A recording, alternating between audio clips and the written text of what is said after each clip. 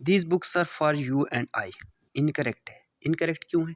क्योंकि यहाँ पे देखो दो प्रोनाउन है, यू एंड आई, एंड एक यू प्रोनाउन है, एक आई है, तो दोनों पर्सनल प्रोनाउन हैं। और प्रोनाउन अगर दो प्रोनाउन या दो से ज़्यादा प्रोनाउन एंड या और से जुड़े हैं तो वो दोनों सेम केस में होने चाहिए, या तो ऑब्जेक्टिव केस या तो सब्जेक्टिव केस। जब एज ए सब्जेक्ट उनको यूज़ किया गया है प्रोनाउन को तो वो सब्जेक्टिव केस प्रोनाउन होते हैं, और एज ए ऑब्जेक्ट यूज़ किया गया है तो वो तब क्या है? ऑब्जेक्टिव केस प्रोनाउन है। एक और बात, नोन या प्रोनाउन जो प्रेपोजिशन के बाद आते हैं तो वो हमेशा ऑब्जेक्टिव केस में होते हैं।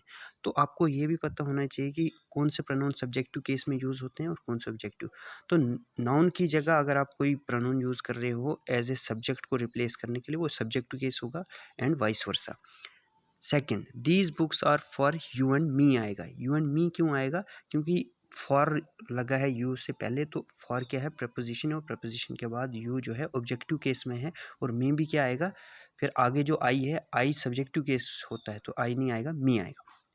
Second sentence, you and I will do the work. अब देखो यू जो है ये एज ए सब्जेक्ट यूज हुआ है तो सब्जेक्टिव केस है, तो आई जो होगा वो भी एज ए सब्जेक्ट यूज होगा, तो ये बिल्कुल करेक्ट है। यू सब्जेक्ट है यहाँ पे और सब्जेक्टिव केस ही लेगा। थर्ड सेंटेंस, राहुल और my self will do the work. Rahul या मैं इस काम को करेंगे, ठीक है। अब यहाँ पे राहुल तो सब्जेक्टिव केस में लगा है, ये बिल्कुल ठीक है, लेकिन माई सेल्फ क्या है? ये एक रिफ्लेक्सिव प्रोनाउन है, और रिफ्लेक्सिव प्रोनाउन कभी भी सब्जेक्टिव केस में यूज़ नहीं होता है।